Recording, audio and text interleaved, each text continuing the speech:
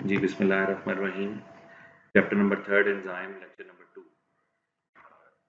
आज जो हम इसमें जो टॉपिक स्टार्ट करने जा रहे हैं, कैरेक्टरिस्टिक्स ऑफ एंजाइम्स यानी एंजाइम्स की खुसूसियात। ये शॉर्ट आंसर के तौर पर भी पूछा जा सकता है जी। सबसे पहला पॉइंट कि all enzymes are globular proteins, यानी इनकी डेफिनेट ज्योमेट्रिकल 3 डायमेंशनल स्ट्रक्चर होता है। इसलिए हम एंजाइम्स को क्या बोल देते हैं? Globular proteins. प्रोटीन्स की क्लासिफिकेशन चैप्टर नंबर 2 इंशाल्लाह हम पढ़ेंगे, जिसमें हम 2 टाइप्स इसके पढ़ेंगे, फाइब्रस और ग्लोबुलर। और एंजाइम जिस कैटेगरी में आते हैं वो ग्लोबुलर प्रोटीन का स्ट्रक्चर है। नेक्स्ट क्वेश्चन ये आता है कि अमाउंट ऑफ एंजाइम रिक्वायर्ड, यानी कितनी अमाउंट एंजाइम की रिक्वायर्ड है किसी भी रिएक्शन को कैटेलाइज करने में, स्पीड अप करने में, उसकी एफिकेसी एनहांस करने में। Even small amount of enzyme can accelerate the chemical reaction, या दूसरे लफ्जों में देखें तो थोड़ी सी मिकदार एंजाइम की जो होती है वो रेट ऑफ रिएक्शन को ट्रिमेंडसली इंक्रीज कर सकती है, किसी भी बायोकेमिकल रिएक्शन की एफिकेसी को। फिर तीसरा point, specificity. Enzymes are very much specific to their substrate. हर एंजाइम हर सबस्ट्रेट के लिए स्पेसिफिक है। For example lipase lipid digesting enzyme है, अमाइलेज अमाइलोज डाइजेस्टिंग एंजाइम है, इसी तरह पेप्सिन प्रोटीन डाइजेस्टिंग एंजाइम है। ऐसा नहीं है कि पेप्सिन लिपिड्स के ऊपर या लाइपेज प्रोटीन के ऊपर एक्ट कर सके। Next point, effect on and product. For example lipase ने लिपिड के ऊपर एक्ट किया और जो प्रोडक्ट हमारे पास आई वो फैटी एसिड और अल्कोहल्स आए। ऐसा नहीं है कि लाइपेज ने जो लिपिड के ऊपर एक्ट किया था, जो सबस्ट्रेट था लिपिड और एंजाइम लाइपेज था, उसने उसकी एंड प्रोडक्ट की नेचर चेंज कर दी हो। यानी एंजाइम एंड प्रोडक्ट की नेचर किसी सूरत भी चेंज नहीं कर सकते। ये जस्ट उसको उसके सबस्ट्रेट को जो सबस्ट्रेट को कन्वर्ट कर देते हैं और उसकी एंड प्रोडक्ट या उसकी नेचर के ऊपर कोई इफेक्ट नहीं करते। नेक्स्ट आता है कि activation energy, effect on activation energy. First question ये अराइज होगा, एक्टिवेशन एनर्जी क्या है? The amount of energy which is required to convert the reactants into the product. अब एक रिएक्शन है, फॉर एग्जांपल आपने उसको प्रोसीड करना है, प्रोडक्ट बनाने में आपको 1000 किलो जूल एनर्जी रिक्वायर्ड है।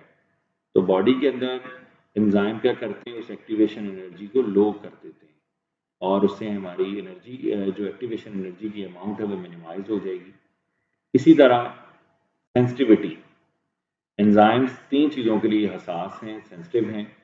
पीएच के लिए, फॉर एग्जांपल स्टमक की जो पीएच है वो 2 है, अगर तो पेप्सिन के लिए ऑप्टिमम पीएच 2 है। अगर ये पीएच में चेंजेस आ जाती हैं तो उसमें एंजाइम की एफिकेसी, एंजाइम की फंक्शनिंग डिस्टर्ब हो सकती है। इसी तरह टेम्परेचर, जिस तरह हमारा ये बायोकैटलिस्ट है एंजाइम, तो हमारी बॉडी का जो ऑप्टिमम टेम्परेचर एंजाइम के लिए वो 37 डिग्री सेल्सियस है। तो अगर पायरेक्सिया यानी फेवर में टेम्परेचर इंक्रीज हो जाता है तो उससे क्या होगा कि ऑटोमेटिकली एंजाइम जो है वो हो सकता है हाई टेम्परेचर के ऊपर डीनेचर हो जाए, लो टेम्परेचर के ऊपर उनकी फंक्शनिंग डिस्टर्ब हो जाए। तीसरी चीज़ है सबस्ट्रेट। एक रिएक्शन एक जगह पर अगर एक वेसिकल या एक कैविटी के अंदर सबस्ट्रेट और एंजाइम दोनों अवेलेबल हैं तो ऑटोमेटिकली एंजाइम्स की अफिनिटी है सबस्ट्रेट के लिए।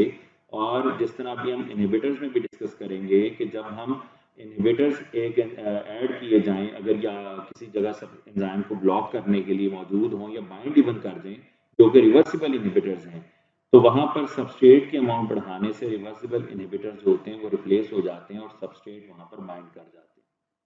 यानी एंजाइम सेंसिटिव है पीएच, टेम्परेचर और सबस्ट्रेट के लिए। फिर किस मीडियम में एंजाइम एक्ट कर सकते हैं? ऑब्वियसली एक्वस मीडियम रिक्वायर्ड होता है एंजाइम की एक्टिविटी के लिए। और कुछ ऐसे भी एंजाइम है, जैसा कि हमने लास्ट लेक्चर में भी देखा था, कि जिनके लिए रिक्वायरमेंट है नॉन प्रोटीन पार्ट यानी कोफैक्टर की।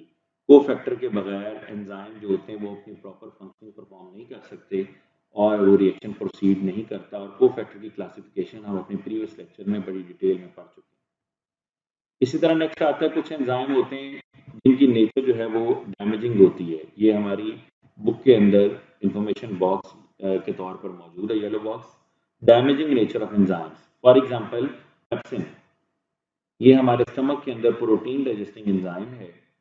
अगर ये डायरेक्ट सिक्रीट कर दिया जाए और क्योंकि इसकी ऑप्टिमम पीएच भी 2 है तो इतना एसिडिक मीडियम है कि ये हमारी सेल के इंटरनल स्ट्रक्चर को डिस्ट्रॉय कर सकता है, डाइजेस्ट कर सकता है। इसलिए बॉडी इसको पेप्सिनोजन की फॉर्म में, इनएक्टिव फॉर्म में रिलीज करती है।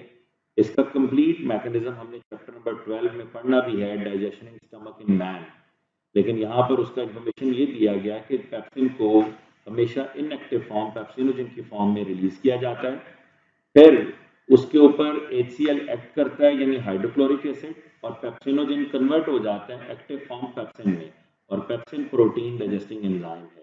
यानी जब तक protein food in contact stomach wall के साथ नहीं होता तो स्टमक वॉल्स की ये सिक्रीशन जो गैस्ट्रिक ग्लैंड की सारी सिक्रीशन कहलाती हैं, इसको कंट्रोल करने वाला हमारे जो बॉडी के अंदर हार्मोन है गैस्ट्रिन, वो इसकी सिक्रीशन को कंट्रोल करेगा और उसको सबसे पहले इनएक्टिव फॉर्म पेप्सिनोजन की फॉर्म में रिलीज करेगा।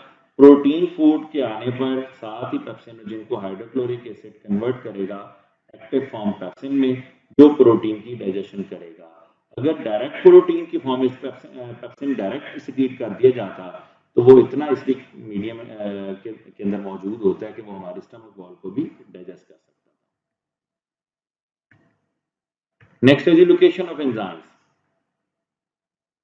क्योंकि हर रिएक्शन के एंजाइम जो होते हैं वो चाहे वो सिंगल एंजाइम है या सीरीज ऑफ रिएक्शंस हैं, सिंगल रिएक्शन है या सीरीज ऑफ रिएक्शन, उसके अंदर एंजाइम्स भी स्पेसिफिक होते हैं। फॉर एग्जांपल जो सेल के साइटोप्लाज्म में होते हैं एंजाइम्स, फॉर एग्जांपल रेस्पिरेशन का टॉपिक चैप्टर नंबर 11 में हम पढ़ेंगे और आपने 9th की बुक में भी पढ़ा है। उसका पहला स्टेप आता है, चाहे एरोबिक है या एनारोबिक रेस्पिरेशन, उसका पहला स्टेप है जी ग्लाइकोलाइसिस। ग्लाइकोलाइसिस क्या है जी? Breakdown of glucose into pyruvic acid, यानी 6 कार्बन मॉलिक्यूल्स को 3 कार्बन वाले पायरुविक एसिड में हम कन्वर्ट करते हैं 2 मॉलिक्यूल्स में। इसके लिए जितने भी एंजाइम्स रिक्वायर्ड होते हैं वो सब के सब एंजाइम सेल के साइटोप्लाज्म में होते हैं, यानी जो रिएक्शन जहां होगा उसके एंजाइम वहीं मौजूद होंगे। और कुछ ऐसे भी बहुत सारे ऐसे एंजाइम्स हैं जो कि सब सेलुलर ऑर्गेनल्स के साथ एसोसिएट होते हैं, बाउंड होते हैं। फॉर एग्जांपल सेलुलर रेस्पिरेशन जो कि एरोबिक रेस्पिरेशन है, उसके एंजाइम्स माइटोकॉन्ड्रिया में होते हैं, क्योंकि ऑब्वियसली उसकी जो मैकेनिज्म है, उसका जो साइट है वो माइटोकॉन्ड्रिया है, सेलुलर रेस्पिरेशन का, एरोबिक रेस्पिरेशन का, इसलिए वो एंजाइम माइटोकॉन्ड्रिया के अंदर होते हैं। इसी तरह जो एंजाइम प्रोटीन सिंथेसिस में इन्वॉल्व हैं वो एसोसिएट करते हैं राइबोसोम्स के साथ, क्योंकि राइबोसोम्स बेसिकली वो स्ट्रक्चर है जो प्रोटीन सिंथेसिस करवाते हैं ट्रांसलेशन के जरिए। और जो एंजाइम्स फोटोसिंथेसिस में रिक्वायर्ड हैं, यानी फोटोसिंथेसिस के रिएक्शन आपने 9th की बुक में पढ़े थे, लाइट रिएक्शंस और डार्क रिएक्शंस, जिनको हमने लाइट डिपेंडेंट रिएक्शंस या लाइट रिएक्शन का नाम दिया था, और डार्क रिएक्शन को हमने केल्विन साइकिल साइंटिस्ट के नाम की बेस पे भी बोला था। इन दोनों रिएक्शन में जितने भी एंजाइम रिक्वायर्ड होते हैं, चूंकि ये फोटोसिंथेटिक एक्टिविटी सेल का ऑर्गेनल क्लोरोप्लास्ट परफॉर्म करता है, इसलिए फोटोसिंथेटिक जो एंजाइम्स हैं, जो कि एंजाइम फोटोसिंथेटिक एक्टिविटी में सीरीज ऑफ रिएक्शन में लाइट रिएक्शन या डार्क रिएक्शन में इन्वॉल्व हैं, वो क्लोरोप्लास्ट के अंदर ही पाए जाते हैं। नेक्स्ट टॉपिक है मैकेनिज्म ऑफ एंजाइम एक्शन। जैसा कि हमने पहले डिस्कस किया है, एंजाइम्स अपने एक्शन के लिए बहुत स्पेसिफिक हैं और हमेशा स्पेसिफिक एंजाइम ही स्पेसिफिक सबस्ट्रेट के साथ बाइंड करता है, और जब स्पेसिफिक एंजाइम स्पेसिफिक सबस्ट्रेट के साथ बाइंड करेगा, बाइंड करने के बाद क्या बनाता है? Enzyme substrate complex. ये अगर हम बुक में देखें तो ये रिवर्सिबल रिएक्शन भी है कि अगर जो फैक्टर्स इसके ऊपर इफेक्ट करेंगे जो हमने नेक्स्ट लेक्चर में पढ़ने हैं, अगर वो प्रॉपर ना हो, फिजिबल ना हो, तो रिएक्शन रिवर्स भी हो जाता है। और जब एंजाइम सबस्ट्रेट के साथ बाइंड करता है, अगर तमाम फैक्टर्स नॉर्मल हैं, तो कैटालिटिक एक्टिविटी परफॉर्म करने के बाद सबस्ट्रेट ट्रांसफॉर्म हो जाएगा प्रोडक्ट में और एंजाइम अगेन अवेलेबल होगा रीयूज होने के लिए। इसी तरह अगर हम देखें तो ये बेसिक रिएक्शन करवाने में जिस स्ट्रक्चर का, जिस कैविटी का, जिस साइट का इंटीग्रल रोल है और पिवटल रोल है, वो है active site. Active site is the charge bearing site of an enzyme, जिसके साथ सबस्ट्रेट क्या करेगा? रिएक्ट करता है, बाइंड करता है। एक्टिव साइट के 2 रीजन होते हैं, बाइंडिंग साइट और कैटालिटिक साइट। इन दोनों में डिफरेंस भी बहुत इंपॉर्टेंट है। बाइंडिंग साइट का मेन काम होता है रिकॉग्निशन सबस्ट्रेट की करना, यानी स्पेसिफिक शेप के सबस्ट्रेट को रिकॉग्नाइज करना, और उसके साथ बाइंड करने के बाद एंजाइम सबस्ट्रेट कॉम्प्लेक्स बनाना। जबकि कैटालिटिक साइट क्या करती है? बाइंडिंग के बाद ये बेसिकली ट्रांसफॉर्म करती है, कैटालिटिक एक्टिविटी परफॉर्म करती है और सबस्ट्रेट को कन्वर्ट कर देती है किसमें? प्रोडक्ट में। जबकि बाइंडिंग साइट क्या करती है? ये एक्टिवेट करती है कैटालिटिक साइट को और कैटालिटिक साइट कैटालिसिस परफॉर्म करेगी।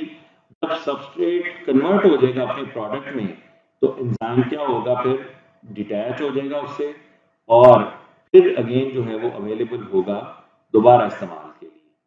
इसी से आगे लेक्चर इंशाल्लाह हम कल पढ़ेंगे। Thank you very much.